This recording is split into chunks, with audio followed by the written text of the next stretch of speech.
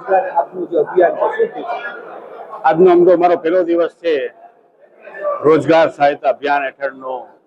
આમ તો એનો પાર્ટ 2 પ્રોજેક્ટ હોઈ શકે. પહેલો પ્રોજેક્ટ વિચારનો હતો.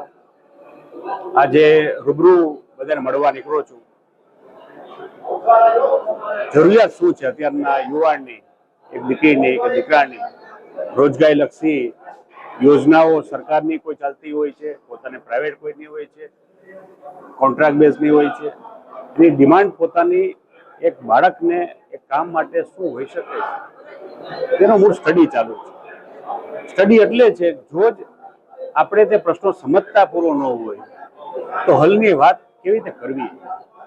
એટલે પેલા પ્રશ્ન છે કે નહીં છે, તો કઈ કક્ષા સુધીનો છે, કઈ હદ સુધીનો છે, એની માગણી લાગણી ભવિષ્યની શું છે એ બાળકની, તેની જો જાણકારી મને મળી શકે તો એની રજૂઆત હું કરી શકું. એનું ભવિષ્ય સુધારવાનું કામ સરકારનું ત્યાં સુધી સરકારનું હોઈ શકે છે. જે સિસ્ટમ સુધારવી કેમ તેનું આયોજન થઈ શકે છે, તે કરવા હું નીકળું છું. ભૂતકાળમાં ઘણા અભિયાનો મેં કરેલા છે ને તમે એના સાક્ષીઓ રહેલા છે. ડાર્ક ઝોનનું હતું, હું માનું છું ગુજરાતનું 57 તાલુકાનું, ને તે વખતે પણ બધા કહેતા હતા કે આ કરે છે પણ થશે નહીં. 3 વર્ષની લડાઈ ચાલી. આપણે 3 વર્ષની અંતે 2012માં 2009 થી 2012 3.5 વર્ષ સુધી આપણી લડાઈ ચાલી હતી. 3.5 વર્ષના અંતે સરકારે ડાર્ક ઝોન આ વિસ્તારમાંથી ઉઠાવવો પડ્યો હતો, જેના કારણે અત્યારના ખેડૂતોને મળે છે અને ગુજરાતના 57 તાલુકાના ગરીબોને લાભ મળે છે. એટલે લોકશાહી જાગૃતિ અભિયાન, જુનાગઢના શહેરના 600 કરોડ પાછા આપો અમને, તે આ વિસ્તારના પાક વીમો માટેનું, અમારા જમીન ધોવાણ માટેનું, અમારા લીલા દુષ્કાળ માટેનું, ખેડૂતો માટેનું, અને છેલ્લે 2012માં ચાલુ કરેલું મારું બીપીએલ સહાયતા અભિયાન ને એને અભિયાનને છેલ્લે હાઈકોર્ટ સુધી લઈ ગયા, પીઆઈએલ કરી, અને જેને કારણે જુનાગઢ જિલ્લા, સોમનાથ જિલ્લાના ગરીબો, વંચિતો, દલિતોને 75,000 ઉપર કુટુંબોને એનો લાભ મળ્યો. આ ભૂતકાળમાં કરેલા કામો એટલે કેવા જરૂરી છે કે આ કોઈ ઢીંડક નથી. આ યોજનામાં સરકારી ચાલે છે, એમાં સુધારો શું થઈ શકે અથવા વધારે ઉપયોગી કેમ થઈ શકે તે બીજા હેઠળ કામ ચાલુ કરેલું છે. ને આ કોઈ 2-4 દિવસમાં કામ પૂરું થયું કામ પણ નથી. જે પ્રશ્નો આખા સમાજને નડતો હોય તે દૂર કરવા માટે પાયાથી સુધારો કરવો પડે છે.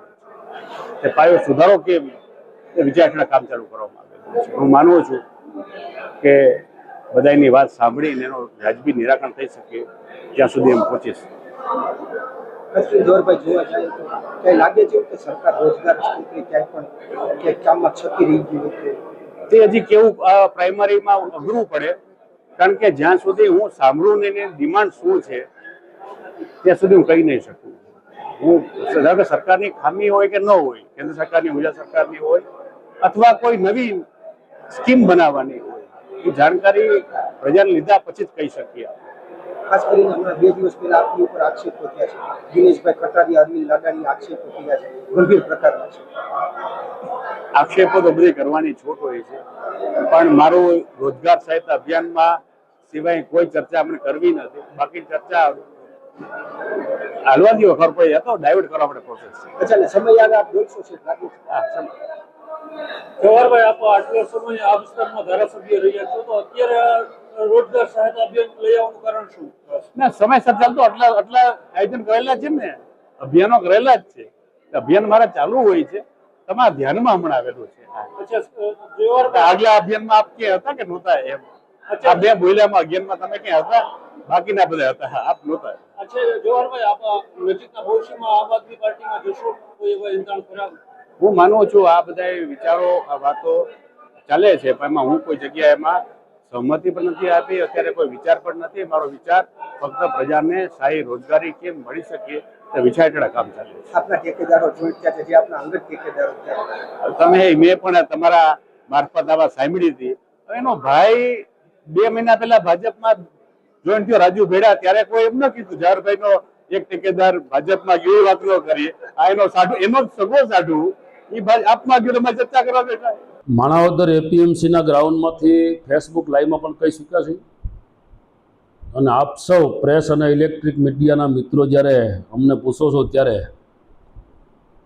આપ સૌ જાણો છો કે બેરોજગારીની જે વાત છે એના માટે રોજગારી આપવા માટે રાજ્ય અને કેન્દ્રની સરકાર સતત તત્પર છે. અમારો વિષય એટલા પૂરતો હતો કે છેલ્લા 35 વર્ષથી આ વિસ્તારનું જે માણસ નેતૃત્વ કરતો હોય અને આટલા વર્ષો સુધી નેતૃત્વ કર્યા બાદ આજે 1990થી માંડીને 2000 પછીની સાલમાં જ્યારે બેરોજગારો યાદ આવે ત્યારે માત્ર ને માત્ર લોકોને મૂર્ખ બનાવવા સિવાય કોઈ વાત નથી. માત્ર ને માત્ર કોઈ પણ બાબતના ખોટું બનાવીને રાજકીય રીતે આ લોકોને આવી રીતના મૂર્ખ બનાવી અને પછી રાજકીય રીતે કઈ રીતના ડાયવર્ટ કરવા એવી બધી આખી વાત છે. આમાં કોઈ ફોર્મમાં કોઈ તથ્ય નથી. આપ સૌ પ્રેસના મીડિયાએ પણ જોયું, પ્રેસના મિત્રોએ પણ જોયું હશે કે ભાઈ જેનું ફોર્મ કાઢ્યું છે કોઈ સરકારી વાત નથી, કોઈ તથ્ય નથી. આવી રીતના તો ફોર્મ અહીંયા હું બેઠા બેઠા આગળ ડેરીમાં લાઈન કરી દઈ કે ભાઈ આવી જાઓ ને ફોર્મ ભરવાના છે. પણ આ ખોટી માહિતીને ખોટી જાહેરાત કરવાથી એક પ્રજાને ગેરમાર્ગે દોરવા જેવી વાત છે. અને મારી જુનાગઢ અને ગીર સોમનાથ નહીં પણ ગુજરાતની જનતાને અને પ્રજાજનોને કહેવા માગું છું કે આવા જે લોકો ખાલી માત્ર ને માત્ર નાટક કરીને પ્રજાને મૂર્ખ બનાવે છે આનાથી ચેતવાની જરૂર છે. અને આવી જ રીતના જો હાલશે ને તો રાજકીય માણસો પર લોકો ભરોસો કરતા બંધ થઈ જશે. આટલા પૂરતો અમારો ચિંતાનો વિષય છે કે ભાઈ પ્રજાને કોઈ પણ બેરોજગારીને ફોર્મ ભરવાની વાત હોય, કોઈને મકાન સહાયની વાત હોય, કોઈ અન્ય સહાયની વાત હોય. હમણાં તાજેતરની અંદર તમે હાલો છો સરકારે જે મગફળી ખરીદીની જાહેરાત કરી છે અને એના માટે જે ટેકાના ભાવે જે મગફળી લેવાના છે એના ઓનલાઈન ફોર્મ ઓલ રેકોર્ડ છે. કારણ કે અત્યારે લોકો જે ઓનલાઈન ફોર્મ ભરે છે અને એનો આંકડો તમે 1 થી 15 તારીખ છે, 15 તારીખ પછી માગશો તમને એનો આંકડો પણ મળશે કે ભાઈ એટલા ખેડૂતોએ અરજી કરી છે. હવે આનો કોઈ આંકડો નથી. આ તો હું એમ કહી દઉં 10,000 ફોર્મ ભરાણા તો ભરાણા, આમાં ક્યાં કોઈ આનો કોઈ દસ્તાવેજ થાય છે અને આ કોઈ રેકોર્ડ ઉપર છે નહીં. એટલે માત્ર ને માત્ર આ જે બેરોજગારીનું એક નાટક છે.